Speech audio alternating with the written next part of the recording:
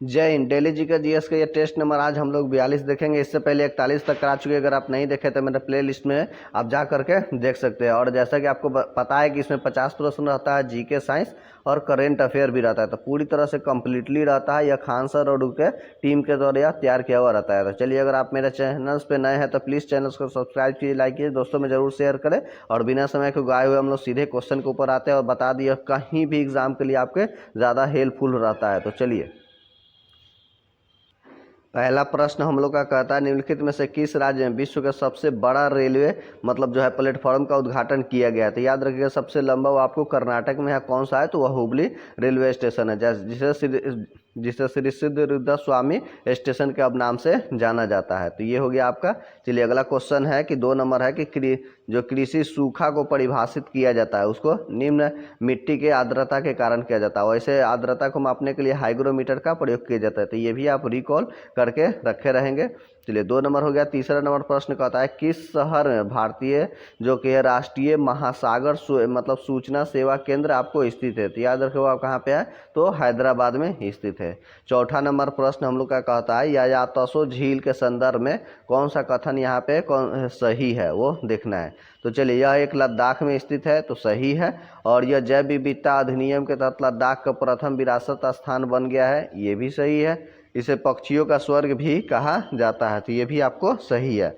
यह सतलज नदी द्वारा संचित है, गलत बात है, क्योंकि लद्दाख क्षेत्र में यह सतलज आता ही नहीं है। आपको पंजाब वाला क्षेत्र में आपको ये सतलज नदी देखने को मिलता है। इस तरह से 1 2 3 आपको तीनों के तीनों 3 गो इसमें सिर्फ सही है। तो 4 का आपका सी नंबर आपका आंसर हो जाता है। चलिए, 5वां नंबर प्रश्न है मिट्टी से कि जलोढ़ मिट्टी में संदर्भ में कौन सा कथन आपको क्या है कि सही है। तो ये देखना है। तो चलिए देखते हैं, इसमें रेत की मात्रा पश्चिम से पूरब की ओर क्या होती है? घटते जाती है। तो बात सही है। इसमें यह बांगर और खादर स्वरूप में होते हैं, तो ये भी आपका सही है। यह मिट्टी देश के कुल क्षेत्रफल का 40% हिस्सा में आपको पाया जाता है, तो ये भी आपका सही ही है।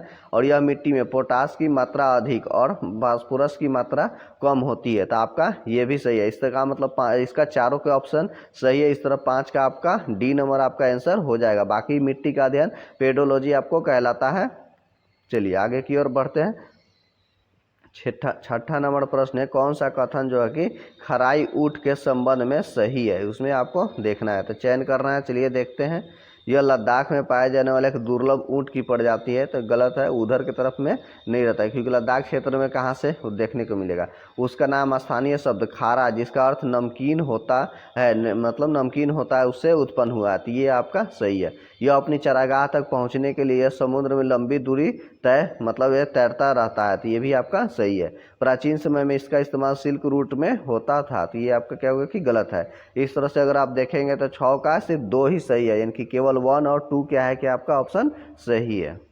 7वां नंबर प्रश्न है, डिब्रू जो सुखावा उद्यान जो है निम्नलिखित में कहाँ पे स्थित है। तो आपको याद रखिए वो असम में है। काजीरंगा एक सिंग वाला गेंडा के लिए फेमस है, वो भी आपको असम में ही स्थित है।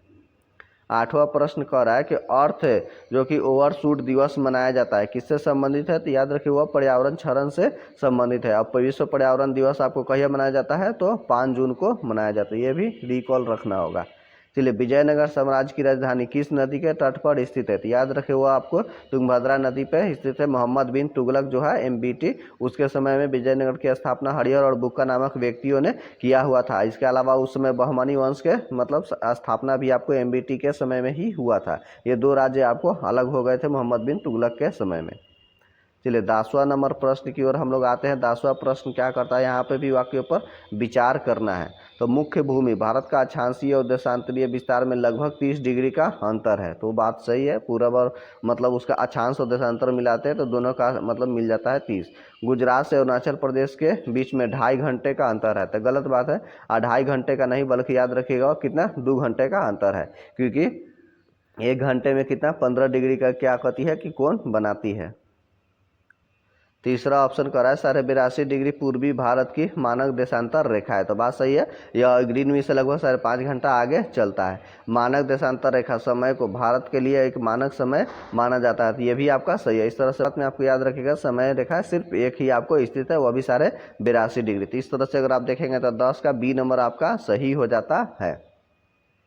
11 नंबर प्रश्न कह रहा है कि भारतीय राष्ट्रीय कांग्रेस के दूसरे अधिवेशन की अध्यक्षता आपको किसने किया हुआ था? तो याद रखिएगा आपको दादा भाई नौरोजी साहब द्वारा किया गया था। मतलब यह पहला पारसी धर्म के यानी कि गैर हिंदू अध्यक्ष के रूप में इनको माना जाता है। और उनका मुख्य दादा भाई नौरोजी का था 1906 का कलकत्ता अधिवेशन है, जिस पहली बार आपका स्वराज शब्द का उपयोग किया गया था।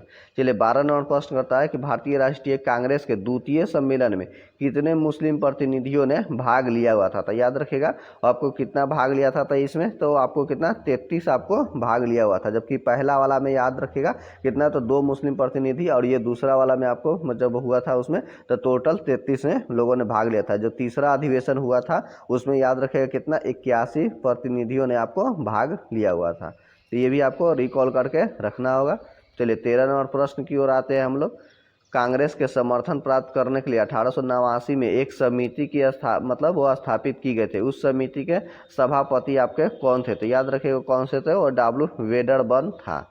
भारतीय राष्ट्रीय कांग्रेस के सर्वप्रथम मुस्लिम अध्यक्ष कौन से थे? तो याद रख कौन से थे, वह बदरुद्दीन तैयब जी थे। मद्रास अधिवेशन 1800 आपको कितना, यह 87 में इनको देखने को मिलता है। और जबकि 88 में तो पहला अंग्रेज अध्यक्ष था जॉर्ज यूले, इलाहाबाद में बना हुआ था।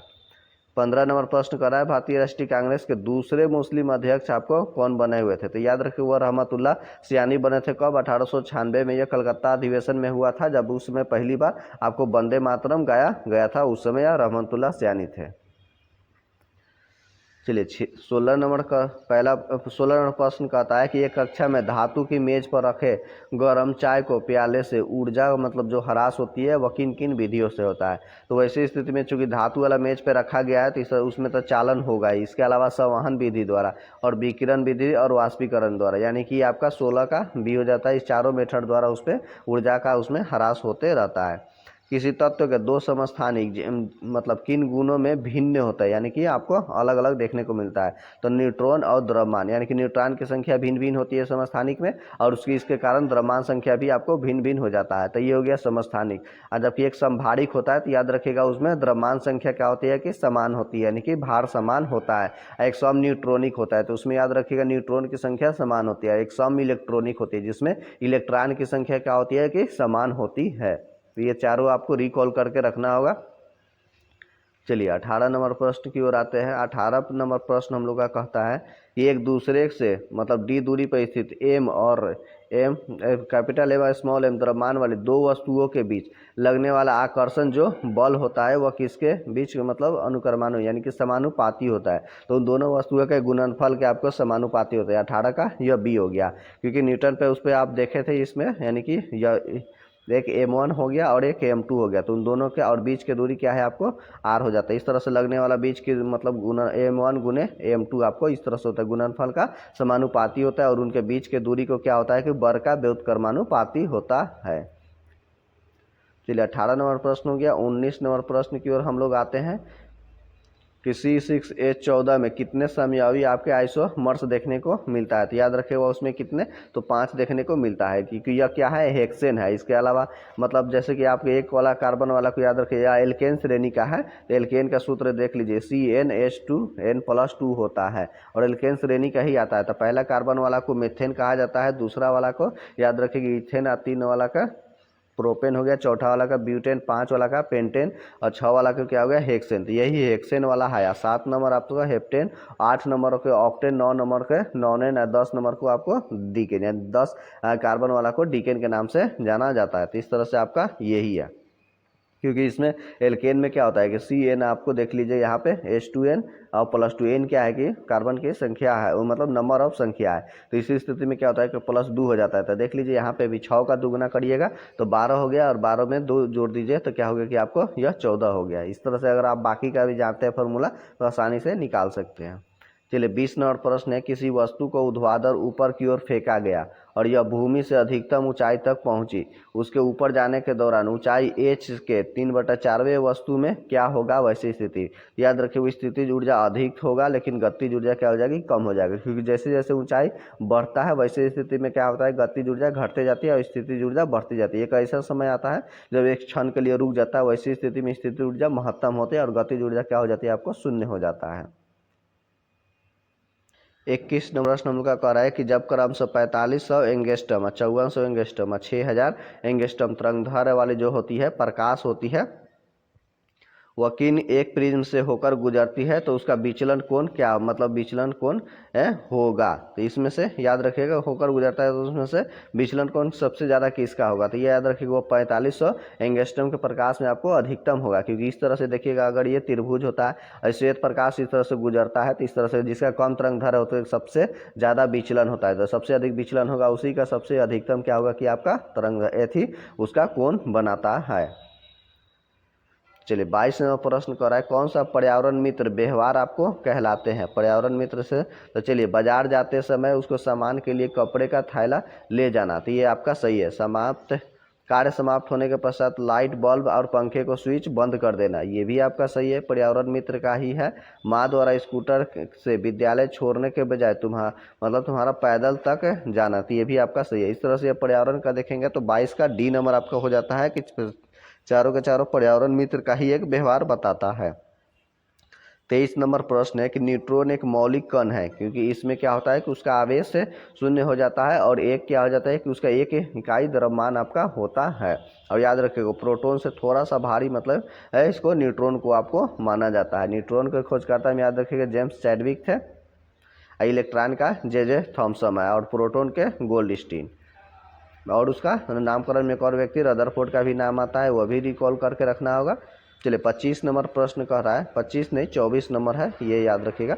वनस्पति तेलों में हाइड्रोजनीकरण में किसका उपयोग मतलब कैटेलिस्ट के रूप में किया जाता है, यानी कि उत्प्रेरक के रूप में किया जाता है, तो वो निकेल का प्रयोग किया जाता है। और उत्प्रेरक क्या होता है कि वो अभिक्रिया में भाग लेता है, या तो अभिक्रिया के दर को बढ़ा देता है या फिर अभिक्रिया के दर को घटा देता है और अंत में वो अपना अपरिवर्तित रहता है। तो इस तरह से याद रखिएगा आपका ये क्या हो गया, निकेल ही आपको वनस्पति तेलों में आपको प्रयोग किया जाता है। चलिए अब आते हैं 25 नंबर प्रश्न के ऊपर। एक रेडियो पदार्थ की अर्ध आयु काल 10 वर्ष है, तो 40 वर्षों के बाद शेष मात्रा कितनी बची हुई रह जाएगी, तो 12.5% आपका बचा हुआ रह जाएगा। ध्यान आकर्षण सूचना प्रावधानों में निम्नलिखित में किसके क्षेत्र को सीमित किया जाता है, तो याद रखिए वो आपको स्थगन प्रस्ताव को सीमित किया जाता है। 27 नंबर प्रश्न कर रहा है कि राष्ट्रपति के संसद में अभिभाषण पर धन्यवाद प्रस्ताव एक तरह का क्या होता है, तो धन्यवाद प्रस्ताव मतलब यथेष्ट प्रस्ताव आपका होता है। और राष्ट्रपति का ट्रिक आपको पता है कि पकानिको का 2 होता है और यह कितना से शुरू होता है 52 से शुरू होकर कहाँ तक 61 तक जाता है। राष्ट्रपति का पद याद रखिएगा ब्रिटेन से लिया गया, जबकि राष्ट्रपति का निर्वाचन आपको अमेरिका से लिया गया है। राष्ट्रपति और उस पर महाभियोग भी आपको अमेरिका से ही लिया गया है, जबकि निर्वाचन की पद्धति याद रखिएगा वो आयरलैंड से लिया गया है राष्ट्रपति का। 28 नंबर प्रश्न कर रहा है संसद में किसी सामान्य विधेयक को प्रस्तुत करते समय लेकिन में कौन सा प्रस्ताव नहीं किया जा सकता है, तो इसमें से 3 तो सही होगा, कोई एक ऐसा होगा कि जो प्रस्ताव उसमें से गलत होगा, उसी को ढूंढना है।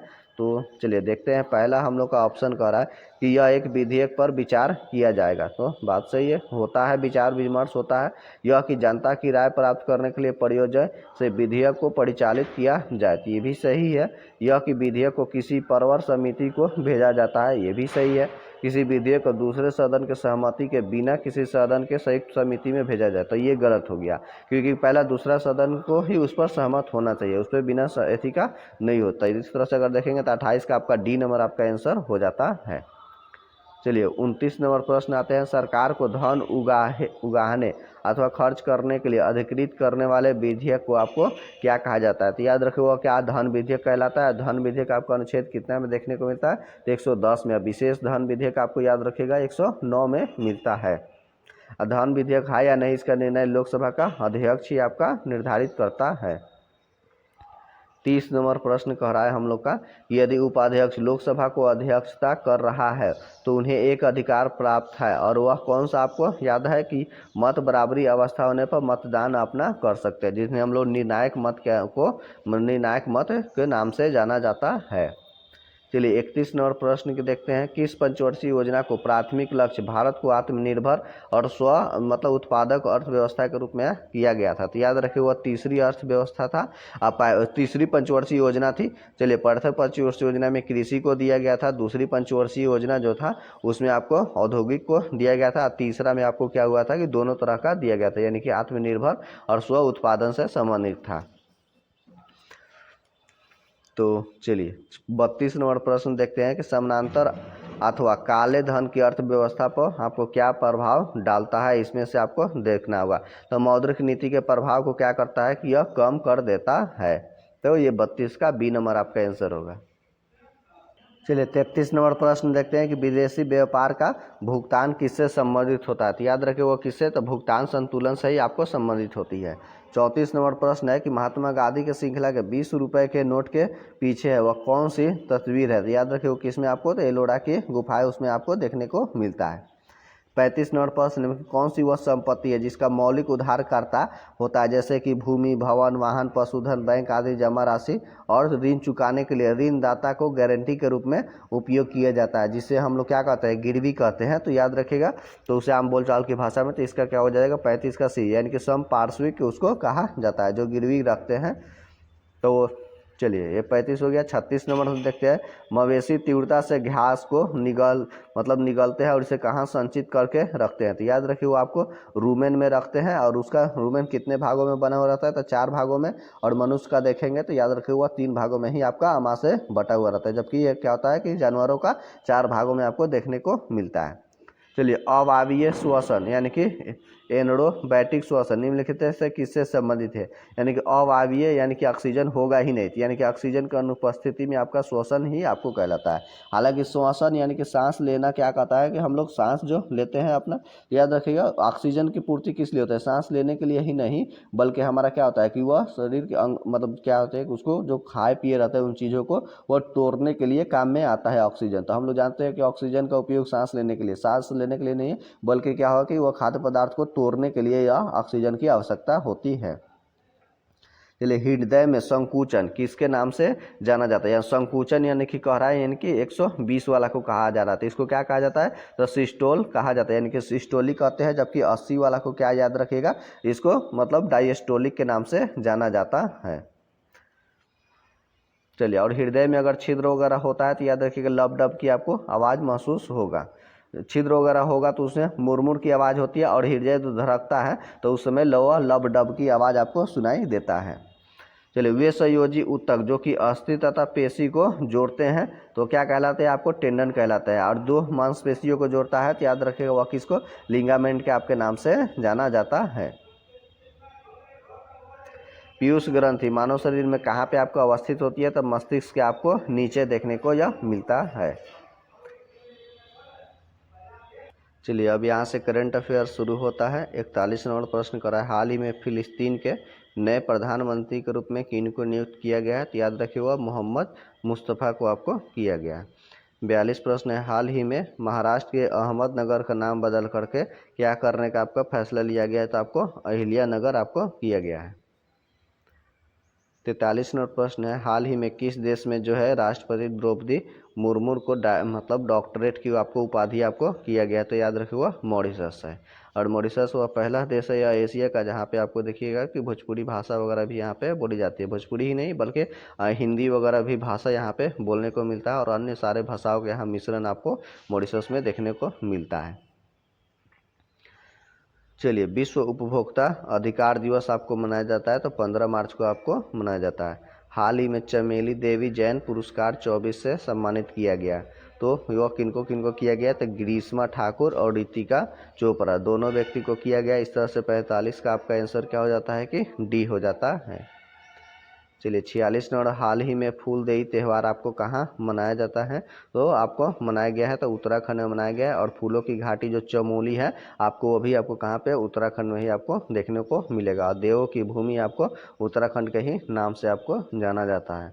प्रसार भारती का नया जो कि अध्यक्ष किसे नियुक्त किया गया है, तो याद रखिएगा वह किनको किया गया है, तो नवनीत कुमार सहगल को किया गया है। भारत के पहले इंडोर एथलेटिक्स केंद्र का उद्घाटन आपको कहाँ पे किया गया है, तो वह भुवनेश्वर आपको उड़ीसा में किया गया।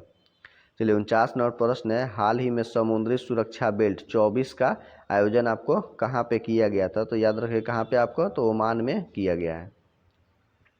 और ये 50 नंबर प्रश्न है जो कि अंतिम प्रश्न है, महिला प्रीमियर लीग 24 होता है, इसका खिताब किस टीम ने जीत लिया है, तो याद रखिए वो आपको मुंबई इंडियंस ने आपको रॉयल चैलेंजर्स बेंगलुरु ने आपको जीत लिया है। तो रॉयल चैलेंजर बेंगलुरु ने महिला वाला ऐसी खिताब IPL को वह जीत लिया है। तो इस तरह से देखते हैं तो ये हमारा कंप्लीट होता है सेट हमारा 50 प्रश्नों का। और आगे का इस तरह के सेट देखने के लिए हमारे चैनल से बने रहे। चैनल को ऐसे सब्सक्राइब कीजिए, लाइक कीजिए, दोस्तों में ज़रूर शेयर करें। चलिए मिलते हैं अगला वीडियो के साथ में, तब तक ले जय हिंद।